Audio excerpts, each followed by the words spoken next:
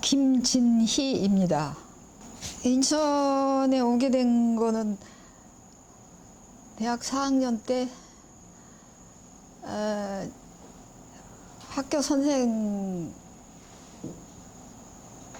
임용고시라는 게 있어요. 그런데 임용고시를 그때 광주 쪽에서 보려고 하니까 그때는 순위고사라고 했어요. 그러니까 지금처럼 이렇게 교사 되기가 어려운 시절이 아니었으니까 그때는 교사 되기 좀 쉬웠던 시절이고, 그래도 일단 성적 순으로 이렇게 발령을 내는 거니까 순위고사라고 했어요. 근데 4학년 때 어느 날 이렇게 생각을 해보니까 여기서 그냥 있다가는 서운마을 선생밖에 안 되겠다 이 생각이 딱 들더라고요.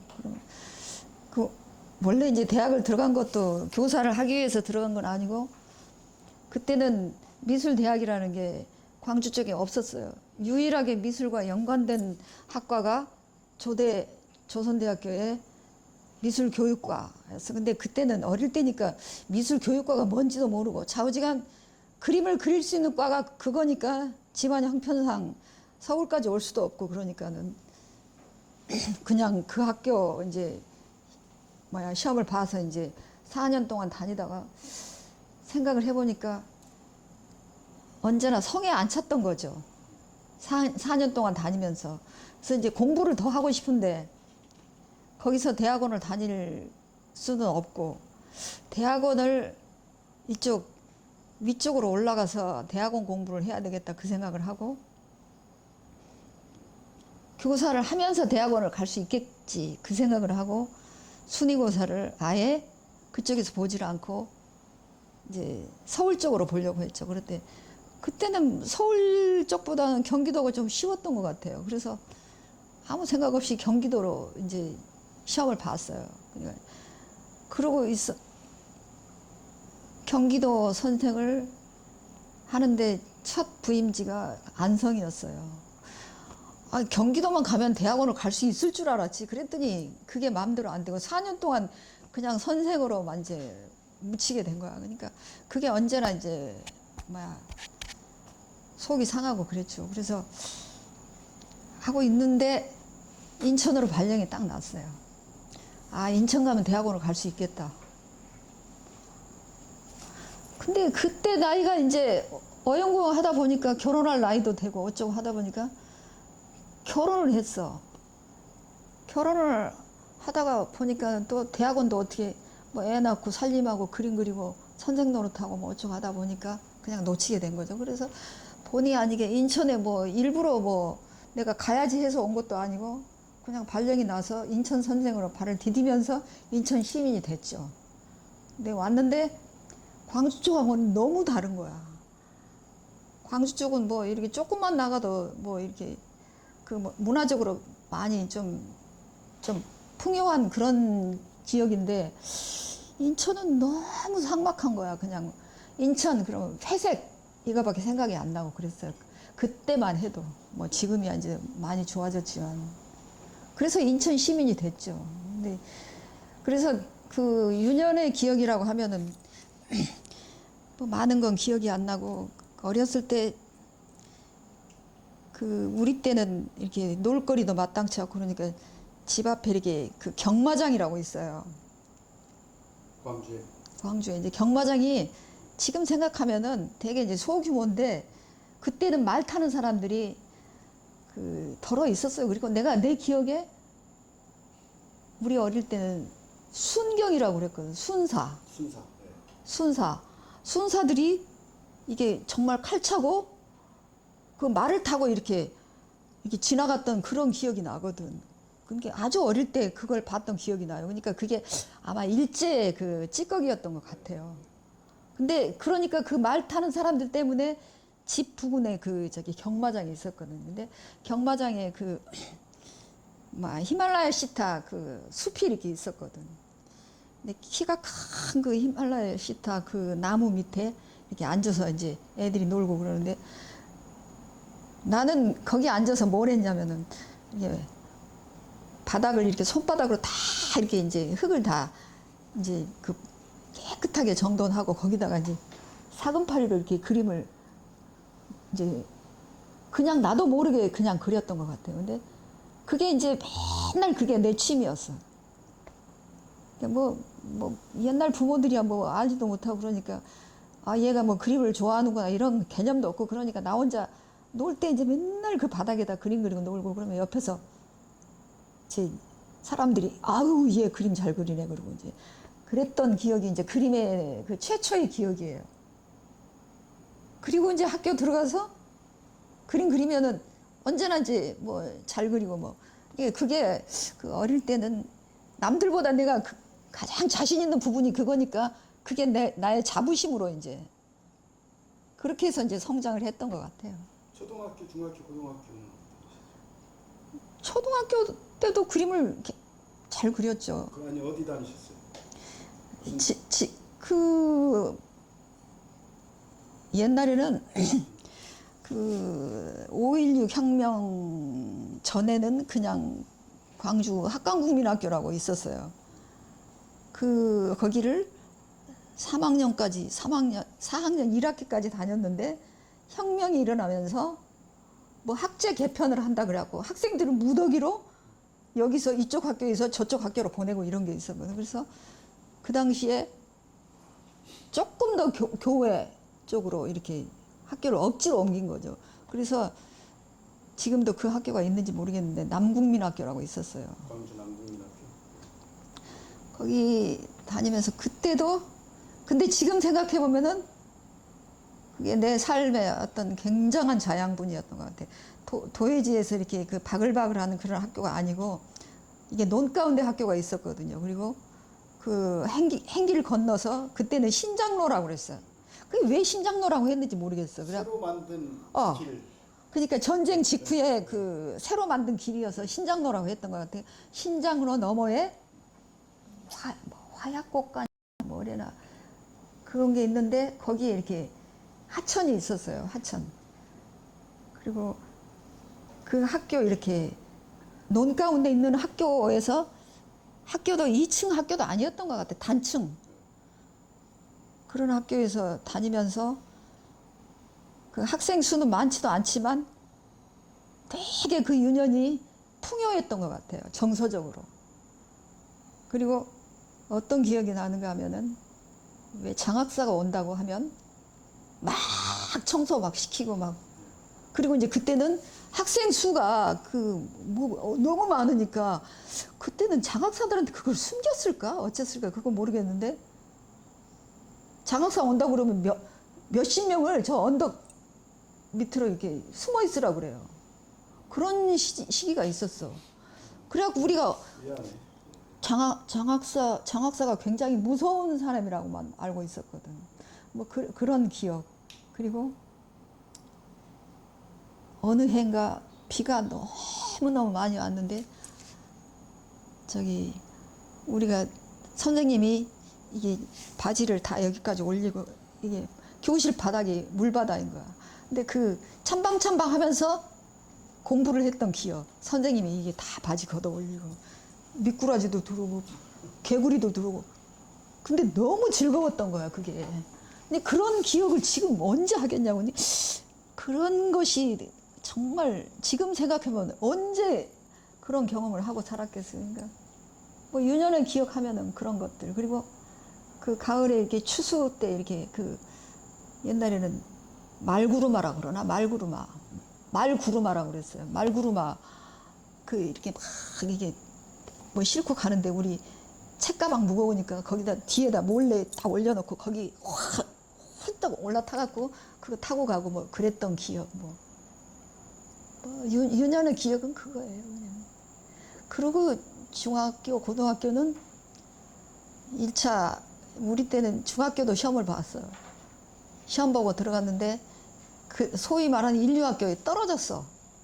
그리고 2차 학교에 이제 들어가서 거기를 중고등학교를 캐더릭 학교 사례조 여중 여고 거기를 다녔어요. 그러니까 그때는 종교에 대해서도 별로 잘 모르고 그럴 때니까. 근데 또 굉장히 경건한 그런 분위기. 그러니까 안 맞았던 거지 그런 학교에. 그 뭐랄까 그런 끼가 이렇게 있는데 그런 엄격한 학교가 되게 안 맞았던 것 같아요. 그래도 탈출구가 미술반이었으니까. 그리고 그 중고등학교 때 그 미술반 활동하면서 나보다 잘 그린 애를 본 적이 혼자 생각으로 이제 다른 애들이 우스웠던 이제 그런 기억. 그리고 미술실에서 거의 파고 살았으니까. 그리고 학교 끝나면은 그 옥상에서 이제 밖을 보면서 풍경화를 계속 그 수채화를 엄청나게 그렸고 뭐 이런 거. 뭐 중고등학교는 그렇게 다녔죠. 아, 임직순 선생님한테 배웠어요. 네, 오지호 선생님 은퇴하셨을 때. 은퇴하셨고. 오지호 선생님이 조선대학교를 미술과를 만드신 분. 네. 또 다른 교수님 또 그리고 이제 황영선 교수님, 뭐 국영은 교수님, 뭐 또 돌아가신 그 양반 이제 성함도 생각 안 나네. 생각 안 나는 교수님, 뭐 하도 오래전 일이라. 그러면은 주로 그 영향을 받거나 그런 선생님. 아, 임직순 선생님이었죠. 그때는 그게 그 별로 이렇게 그 뭐랄까 넓지 않으니까 시야가 좁으니까 그게 오로지 전부라고 생각하고 정말 똑같이 그리고 싶어서 정말 그랬던 그런 시절이었죠. 근데 학교 딱 졸업하면서부터 아, 이건 아니다 이런 생각이 이제 들기 시작하면서 이제 모색기를 한동안 겪었죠. 양수화 선생님도 그때 있었어요. 우리 선배들은 했는지 그 후배인지 모르겠어요. 빨치산 출신입니까? 양수화. 잘 모르겠어요. 그냥 어려서부터 그냥 나는 그 내 길이 나는 그냥 언제나 그림을 그려야 된다라는, 그러니까 뭐 언제 어떤 계기가 딱 있었던 게 아니고 그냥 그림을 항상 그 나라고 생각을 했으니까 그냥 자연스럽게 그냥 그 길로 가겠다고 생각을 했지. 그 시골 학교에서 한 4년 있었는데 시골 학교에 지금도 이제 연락이 되는 제자가 있어요. 그때 그 처음 학교의 그 제자가 지금도 이제 나하고 같이 늙어가는데 그 제자가 정말 재주가 좋았던 제자인데 아주 감탄을 할 정도로 굉장히 재주가 좋고 머리가 좋았던 친구인데 공부도 잘하고 그랬던 친구인데 형편이 어려웠어요. 그래서 걔가 그림으로 나가질 않고 나중에 만나서 보니까 경제학을 했더라고. 그래갖고 이제 어디 저쪽 경남 쪽에서 이제 은행 지점장 하다가 지금 이제 부행장 하는 이제 그 심종철이라는 친구가 있는데 그 친구하고는 지금도 연락을 해요. 근데 이제 그 친구한테 이제 내가 볼 때마다 네 그 재주가 지금도 너무 나는 아깝다. 그러니까 너 은퇴 후에라도 꼭 그림을 좀 그려라. 꼭 네가 엄청난 작가가 안 되더라도 너의 그 숨어 있는 그 끼를 난 너무 아깝다. 지금도 아깝다. 그래서 이제 그런 거 때문이었는지 어쨌는지 그림을 시작했다고 하더라고요. 그래서 이제 그 지점장 이제 퇴직하고 나서 다시 이제 행장, 부행장 그걸 하는데 이제 그림을 그리고 있다고 그러더라고. 그래서 이제 은행에 계신데요? 경남은행이라고 있어요. 경남은행에 그 부행장으로 있어요. 그리고 뭐 너무나 이제 세월이 지나서 이름도 다 잊어먹고 그랬지만 지금 인천에서 이탈이 나한테 직접 배우지는 않았어요. 그런데 그 학교 출신이고 그리고 가장 활동을 열심히 하고 있는 친구고. 이탈이 그러니까 그 동산? 상인천 중학교. 중학교는 상인천 나왔구나. 네. 아니 그 이탈하고도 걔가 제자인 줄도 몰랐어. 걔가 미술부도 아니었거든. 근데 언제 한번 2007년도인가 터키 우리 그 교류전 할 때 거기 가갖고 밤에 그 어디야 그 시내 나가고 우리 와인 마시면서 내 옆에 앉아갖고 선생님 제가 제자인 거 모르시죠? 그래서 내가 깜짝 놀래갖고 그랬더니 상인천 졸업했다고 그러더라고. 미술부 아니었잖아 그랬더니 그때는 미술부가 아니었다고 그러더라고. 그리고 뭐 제자들이 지금 그때 이제 미술부 상인천중학교에서 했던 애들이 지금 누구지?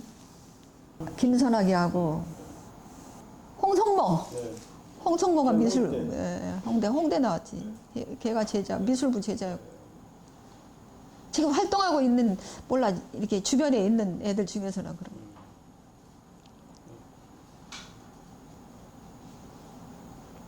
그래서 교사와 그 작가의 삶을 이렇게 같이 이렇게 해석하면서 이제 작가로서 나름의 예. 어떤 위치도 구축하시고 이렇게 했는데 그 과정이 뭐 만만치만은 않았을 거예요. 저도 교사를 해봤지만 미술 교사를. 그러니까 내가 이제 나를 거쳐간 애들한테는 많이 미안해요. 그러니까 온전히 나를 교사로서 나를 이렇게 헌신하지 못했고 언제나 한쪽은 반쪽은 작가고 반쪽은 교사고 그런 엉거주춤한 상태에서 비중이 내 마음으로는 비중이 교사 쪽이 아니라 작가 쪽이었죠. 그러니까 미술 교사를 이렇게 놓지 못했던 이유도 이를테면 내가 이제 뭐 재벌 부인도 아니고 우리 집안이 뭐 돈이 많은 집도 아니고 그림을 계속 그리려면은 내가 능력이 있어야지 그래도 그림을 계속 할 수 있으니까 교사를 그만둘 수가 없었고 또 그러면서 이제 작가로서는 뭐랄까 좋은 점은 뭐냐면은 내가 교사를 안 했으면은 어쩌면 일상에 매몰돼 가지고 어쩌면 그림하고 멀어졌을지도 모르죠. 이를테면은 혼자 남편 혼자 버는 그 돈으로 내가 그림 그린다고 깜짝될 수도 없잖아. 그러니까 그것 때문에도 교사의 끈을 놓지를 못했었고 그러면서 뭐랄까 어떤 면에서는 그 교사로서의 어떤 내가 자기 나름의 어떤 세계를 가지고 있는 교사의 모습을 아이들한테 보여주면서 그걸 보고 아이들이 또 따라올 수도 있었을 것이고 뭐 그래서 그런 점이 상호 보완 작용을 했다고 생각해요. 근데 또 어떻게 한쪽으로 생각을 하면은 온전히 내가 그림만 그렸다면은 훨씬 더 좀 그림에 더 이렇게 몰입하고 했으면 더 좋은 작가가 되지 않았을까 그런 아쉬움은 항상 남아있죠. 하여튼 첫 개인전까지는 그냥 뭐랄까 사생화 비슷한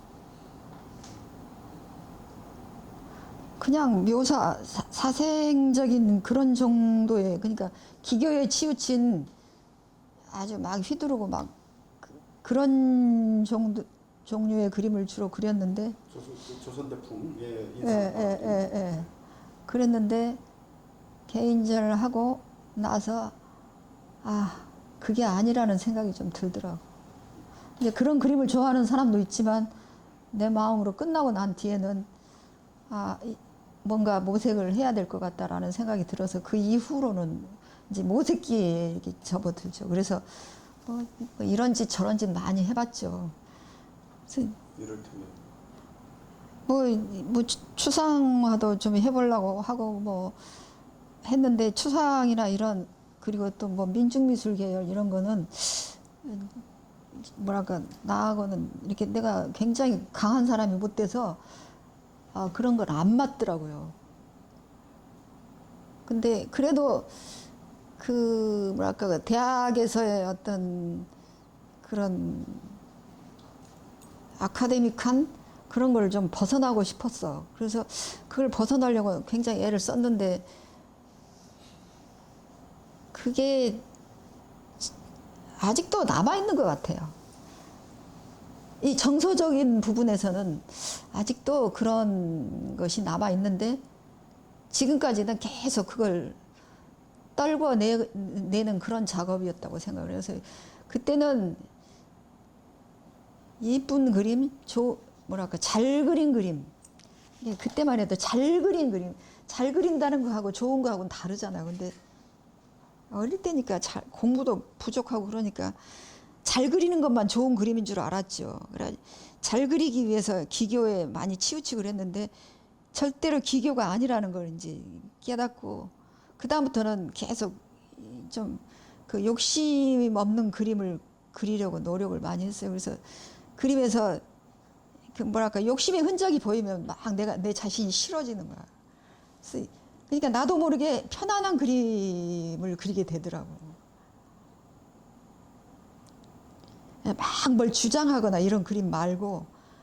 근데 그 나라는 사람이 굉장히 그 이렇게 말은 아무렇게나 하지만 사실은 굉장히 여리고 섬세한 사람이거든요. 근데 그림을 그리다 보면 그게 나오는 것 같아요. 그 섬세함이 나오는 것 같아서 점점 나도 몰랐던 나를 이제 발견해 나가는 것 같아요. 이렇게 사람들은 내 그림을 보고 와 동심의 세계를 표현한구나 이렇게 생각을 하는데 뭐 동심이 꼭 어린 모습이 많이 동심은 아니라고 생각해요. 그러니까 내가 동심을 표현하고자 하는 건 아니에요. 근데 그 동심이라고 하는 거는 누구나 아주 나이든 늙은 사람한테도 동심이 다 있는 거잖아. 그러니까 그 동심이라고 하는 거는 이를테면 사회적인 어떤 그 룰이라든가 어떤 편견이라든가 자기 관습이라든가 이런 거 다 이제 그 배제하고 정말 자기 어떤 그 속에 숨어 있는 자기 그 본질, 순수성. 그러니까 꼭 굳이 동심을 표현하려고 애를 쓰거나 하지는 않아요. 근데 이제 그 어떤 순수성을 표현하다 보니까 계속 덜어내고 하다 보니까 이제 군더더기를 좀 빼다 보니까는 동심처럼 보이는데 꼭 동심만을 표현하려고 하는 건 아니에요. 모르겠어요. 그냥 그게 그냥 그렇게 그리는 게 내가 즐겁고 내가 편하고 그리고 어느 날 생각을 하니까 내가 그림을 그리는 게 목적이 뭐지? 이제 이 나이에 내가 얼마나 훌륭해질까? 이런 생각. 굉장한 작가가 뭐 그냥 후세에 막 이름이 남는 뭐 그런 작가가 되려고 내가 이럴까? 그런 것도 아닌 것 같고 그냥 나의 본질이니까 그냥 그림을 그리는 거야. 뭐 그림이 뭐 잘 팔리는 것도 아니고 누가 막 사러 막 오는 것도 아니고 뭐 요새 인기 있는 작가도 아닌 것 같고 근데 나 이거 그림 왜 그리고 있지? 이 생각을 하는데 내가 그냥 숨을 쉬는 것처럼 그림을 그려야 되니까 그냥 그리는 거지. 그리고 그리면서 내가 이렇게 하고 싶으니까 이렇게 하는 건데 반드시 어떤 의도를 가지고 이렇게 하는 건 아닌데 하다가 보니까 이렇게 되는 거죠. 그러니까 내가 지금 이 작업하면서 내가 즐겁고 뭐 누구한테 나를 설명할 필요도 없고 그림 안에서는 내가 자유로울 수 있으니까 19년도에 그 뉴욕에서 이제 전시회를 했어요. 그냥 핑계김에 뉴욕 구경하려고 갔죠. 가갖고 이제 전시를 했는데 그 넓은 천지에 뭐 그렇게 그림을 누가 뭐 일부러 사러 오는 것도 아니고 근데 어떤 스페인 조각가가 와서 그림을 샀어요. 근데 기분이 되게 좋더라고. 그렇게 막 많이 팔리거나 그러지는 않고 그래도 이렇게 숨어있는 팬이 있긴 있더라고요. 그래서 덜어 이렇게 그리고 내가 많이 막 이렇게 내놓고 막 이러지를 않으니까 그리고 이렇게 막 발로 뛰어다녀야 되죠. 요새는 작가가 자기를 막 PR도 해야 되고 근데 우리는 그냥 그림이나 그리지 나 좀 봐주세요 막 이러지는 않으니까 그러니까 뭐 어떻게 우연히 뭐 이렇게 뭐 누가 뭐 연결이 되면은 뭐 하게 되는 거고 연결이 안 되면 또 많은 거고 그래서 그래도 완전히 그냥 안 팔리거나 그러진 않고 그냥 가끔씩은 팔리죠. 뭐 모르겠어요. 그렇게 큰 시장에 히아프 18년까지는 몇 년 동안 계속 나갔어요. 근데 이제 어떤 기법 면에서는 그런 것 같아요. 그런데 정서적으로는 어떤 남도의 정서가 있는 것 같아. 그거는 자기 어떤 그 뭐랄까 본 바탕이 그러는 거니까 그건 어쩔 수 없는 것 같아요. 그러니까 차가운 성격이 못 돼요. 이렇게 아주 계산하고 정확하고 이런 걸 못해서 이게 뭐랄까 아름다운 것 그리고 그 순간순간 느끼는 어떤 그 감성 이런 거를 표현하고 싶은 거죠. 이 기교적인 면에서는 성공한 것 같아요. 깜짝 놀래요. 인직순 제자냐고. 네, 전혀 아니죠. 지금은.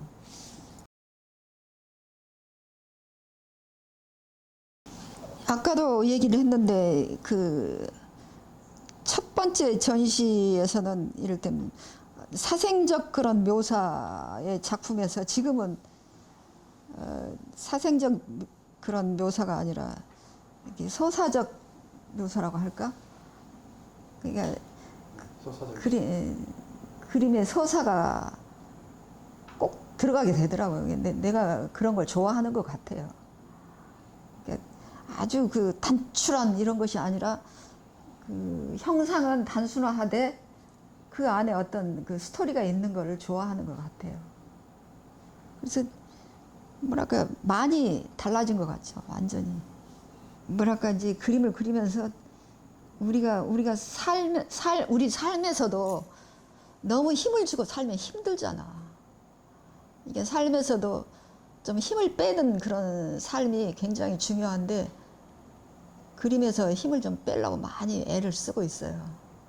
그래서 형태는 단순화하되 그 안에 어떤 그 내면이 좀 보이는 그런 작업을 하고 싶은 거죠. 그래서 이제 바탕을 굉장히 신경을 많이 쓰는데 바탕에 그 마티엘을 이렇게 중첩해가지고 해서 이제 그 마티엘이 그 단순함 때문에 그림의 단조로움을 이제 중화시켜주는 그런 작용을 하기 때문에 형태는 단순화하되 그 바탕은 좀 이렇게 좀 쌓여 있다는 그런 느낌이 들도록 그런 작업을 주로 하고 있죠. 바탕이 또 너무 약하면 작품 자체가 약하게 되니까 바탕은 무겁게 하고 형태는 단순하게 이렇게 해서 좀 그게 좀 좋아. 예. 이게 주로 사용하는 색은 내가 이렇게 그림을 보면은 차가운 색을 좋아하는 것 같아요. 이렇게 노란색 계열은 거의 안 쓰는 것 같아요. 푸른색, 녹색 뭐 이런. 그래서 뭐랄까 단순한 이미지하고 맞는 것 같아요. 그게. 그래서 이제 화법이라고 하면 아까 말한 그런 어떤 질감, 그 질감이 주는 어떤 그 무게 위에 형태는 단순화시켜서 그것이 화면 안에서 이렇게 평균이 될 수 있도록 하는 그런 게 그 작업의 어떤 핵심이라고. 예, 예. 몇 년 전부터 한 10년 정도 된 것 같은데 일기 어느 순간에 이게 나의 기록이다라는 그런 생각이 들더라고요. 그러니까 내가 순간순간 느꼈던 어떤 감성을 이제 그림으로 이렇게 표현하는 그게 이를테면은 이게 나의 기록이 아닐까 이 생각이 들어서 그때부터는 이제 큰 주제로 일기라는 주제로 하고 그 주제 안에 이제 작은 이제 그 주제로 이제 제목을 붙이고 그런 식으로. 그러니까 지금 이 작품 같은 경우는 지금 그 요새 이제 코로나 때 모두 다 힘들 때잖아요.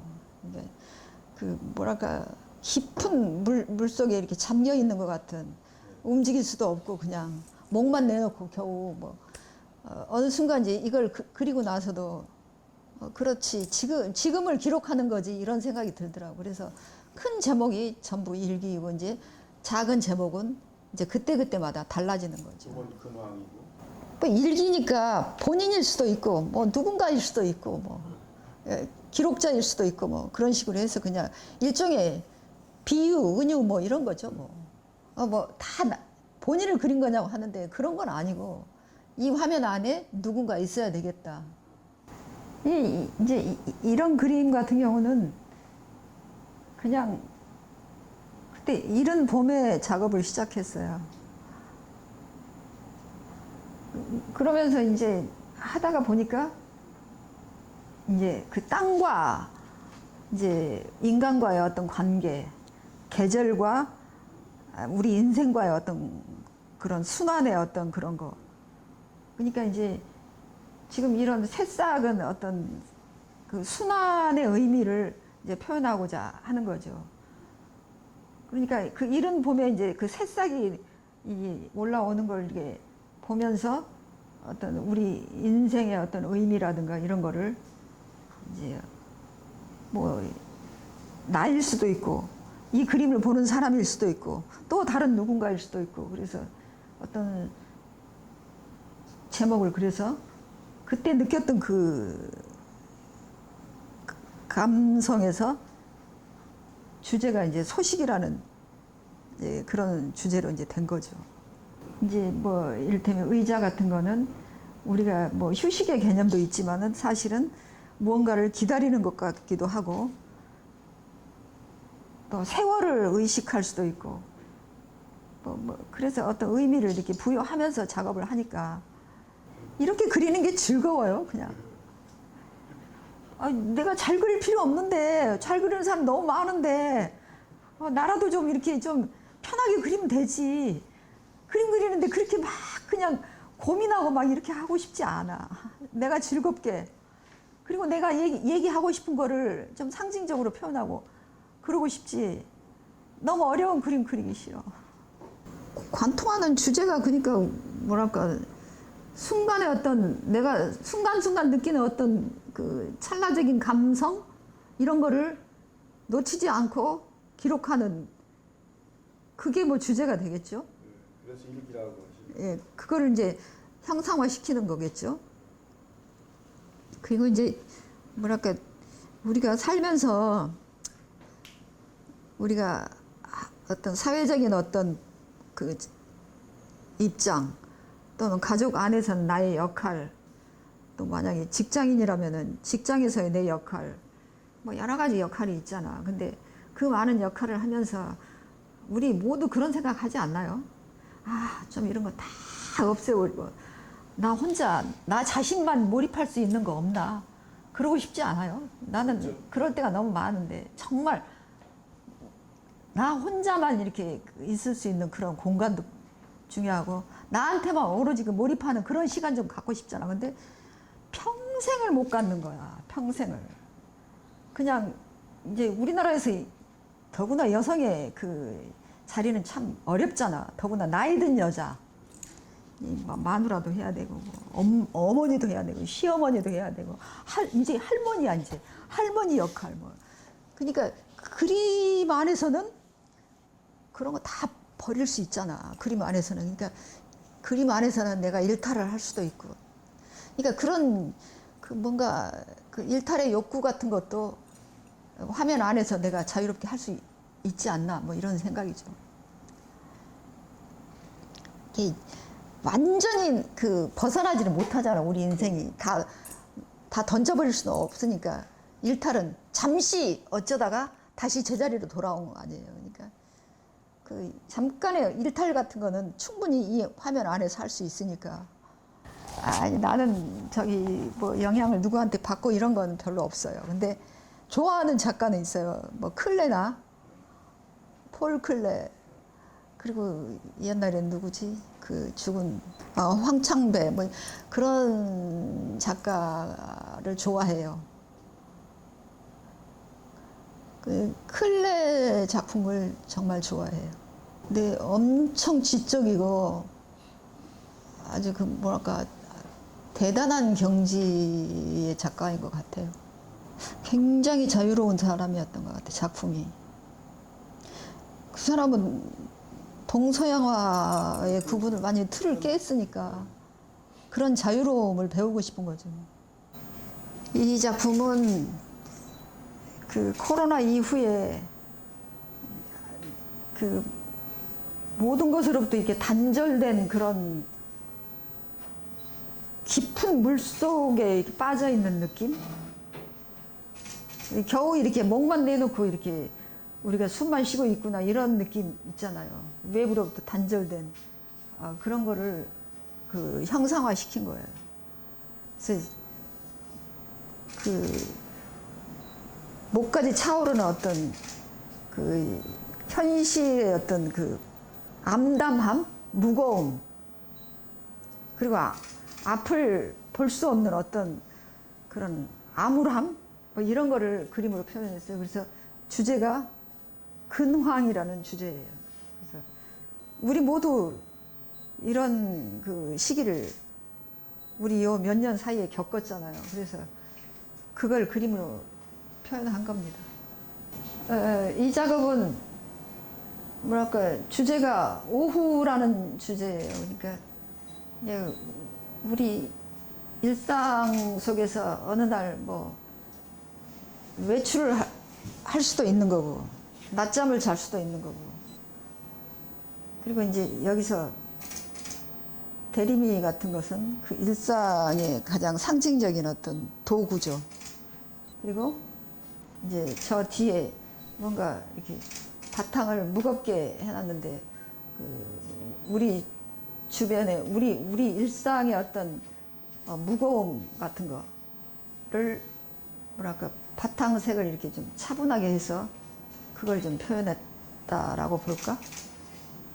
그래서 주제를 그냥 오후라는 주제를 그냥 붙였어요. 그래서 뭐 어떤 외출을 생각할 수도 있고 아니면 집안에 눌러 앉을 수도 있고 어딘가를 떠날 수도 있고, 그래서 그냥 그런 거를 생각하면서 그냥 그림으로 해본 거예요. 이제 텃밭도 가꾸고 그러면서 식물과의 교감, 자연과의 교감, 이런 거를 표현한 거예요. 그래서 제목이 그냥 물이 흘러가듯이 세월이 흘러가고 내가 흘러가는 거. 그래서 주제가 흘러가다예요. 이것도 뭐 내 이야기죠. 그러니까 지금 이 투명한 이 집은 뭐랄까 이제 나의 어떤 지금 나를 가두고 있는 그런 어떤 뭐랄까 울타리, 테두리 뭐 이런 거를 상징하죠. 그런데 이제 뭐 누구든지 그렇겠지만 여기서 벗어나고 싶은 욕구를 이제 마음대로 공간에 그런 제약 없이 이게 움직이는 그런 거를 표현한 거죠. 그러니까 그림 안에서는 날아다닐 수도 있고 아무데나 누울 수도 있고 그런 걸 표현하는 게 즐겁잖아요. 그래서 이렇게 표현한 거예요. 그래서 주제가 안과 밖이라는 그런 주제예요. 이 소식이라는 제목인데 뭐랄까 계절의 순환 이런 거를 지금 의미한다고 보죠. 그러니까 우리가 인생의 순환일 수도 있고 세월의 어떤 깊이일 수도 있고, 그리고 이제 의자 같은 거는 뭔가 휴식의 개념도 있지만은 뭔가를 기다리는 그런 개념도 있잖아요. 그래서 우리의 어떤 삶과 기다림과 계절의 순환, 인생의 그 흘러감 이런 거를 표현하고 싶었어요. 그래서 이제 새싹이 이렇게 돋아나면서 새로운 계절이 시작된다라는 그런 생각으로 주제를 소식이라고 정했어요. 이제 여기 지금 바탕은 마티엘 효과를 이용해서 좀 땅의 어떤 깊이감 이런 걸 표현하려고 애를 쓴 거죠. 이제 이런 커튼 같은 거는 우리 일상을 상징하는 그런 것일 수도 있고. 글쎄, 뭐라고 얘기하기가 그러네. 사람들은 뭐 이건 뭘 의미하는 거예요? 뭘 표현하신 거예요? 막 이렇게 물어보고 그러는데 나는 그냥 보라 그래요. 그리고 그냥 보고 본인이 느끼는 거 그대로 그냥 받아들이면 된다고 그렇게 얘기를 하는데, 이제 구체적으로 뭐 설명을 하라고 하면 설명을 하지만은 관객들이 내 작품 안에서 뭔가 이렇게 편안함을 느낄 수 있고 자기 안에 그 들어있는 감성을 깨우는 그런 계기가 됐으면 좋겠어요. 중후반이에요. 88호전인가 그걸 맨 처음에 했다가 그 후에 86년인가 그때부터 했던 것 같아요. 그때 그 멤버들이 그 초기에 멤버가 그 돌아가신 홍영표 선생님. 홍윤표 선생님, 그리고 박지성, 죽은 사람이 많네. 박지성, 정진영, 안성용, 이강화, 박동진, 그 후로 고진환도 돌아가셨어요? 예, 고기범, 죽은 사람 많죠. 네. 그리고 또 죽은 누구냐, 신원일, 아이고, 맞아. 5명이나 죽었네. 그리고 또 누가 있더라? 그 정도면 초기 멤버, 정영일도 있었죠. 정영희 선생님. 제로섬은 주로 이제 인천 작가들하고 이제 하는 전시고, 이 무진회는 그 광주 쪽, 그쪽 지역, 그 남도 쪽 사람들이 이제 그 출양 작가들, 서울에 와서 활동하는 사람들 하고, 그 다음에는 이제 그 선과색? 네. 그 선과색도 이제 오래된 그룹이죠, 거기도. 주로 그렇게 활동을 하고 있죠. 제로섬이 지금 박인우, 박동진, 이강화, 이소영, 김진희, 그 다음에 누구냐, 왜 이렇게 이름이 가물가물하냐, 이관수, 그 다음에 그 박기훈, 그 젊은 작가, 박기훈 홍대 나온, 하나. 예. 그 다음에 김현옥,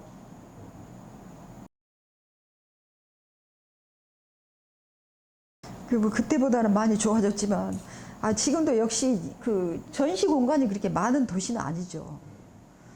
어느 도시보다 정말 그 문화적 공간이 적은 그런 도시 같아요. 그래서 뭐랄까, 시립미술관 하나도 이렇게 제대로 안 되는 이런 도시니까, 사실 인천에 그 문화적 자본이 얼마나 많아요. 작가들 얼마나, 지금 젊은 작가들, 열심히 하는 작가들 진짜 많잖아요. 근데 그걸 다 수용을 못 하잖아. 그러니까 참 안타까운 거지. 그러니까 작가들이 어디 전시 한번 할래도 번듯한 전시 공간이 별로 없어요. 그리고 그 뭐랄까, 화랑들도 사실 화랑이 얼마나 있어요. 그리고 맨날 레스토랑하고 겸해져 있는 그런 전시 공간밖에 없고, 그래서 전시 공간이 너무 부족한. 이제 요새 그나마 스페이스 어디야, 케이슨 갤러리 있잖아요. 케이슨 갤러리는 다 개인전한데, 송도에 그 공간 하나 이제 좀 그래도 사람들이 좋아하는데, 거의 공공 공간인가? 그게 시에서 아마 이렇게 임대를 해주는 그런 공간인 것 같아요. 근데 거기서 작년에 개인전 했거든요. 그래서 거기는 관객이 많더라고. 완전 기획전이에요. 이게 대관료 받고 이런 게 아니라 그나마 그런 공간이 유일하게 생겼어요. 그냥 최선? 이게 뭐랄까, 인간으로서 성실하게 살았고, 작가로서 좀 늘 부족했지만 그래도 꾸준히 하려고 노력했고, 뭐랄까, 일상에 매몰되지 않으려고 많이 노력하면서 살았다고 생각하지. 그래서 최선이라고 해야 될까?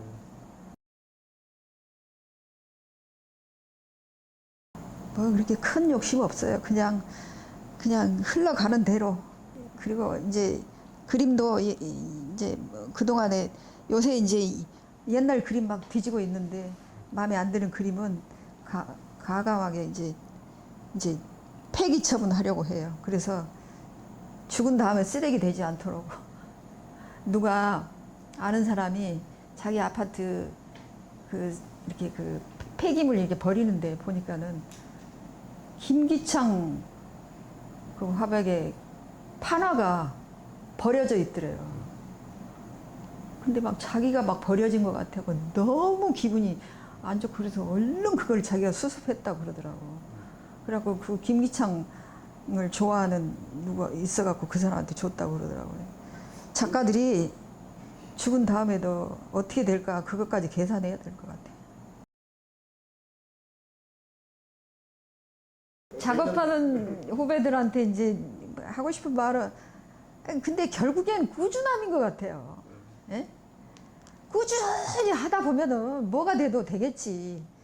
꾸준히 하고 그리고 일생 동안 뭔가 그 어떤 사회 현상이나 이런 데에 대한 호기심을 절대 놓으면 안 될 것 같아. 호기심. 나도 그러려고 노력을 하는데 호기심을 잃으면은 그 뭐 인생 끝나는 거지 뭐. 그리고 그 호기심으로 그치지 말고 뭔가 시도를 하라는 거죠.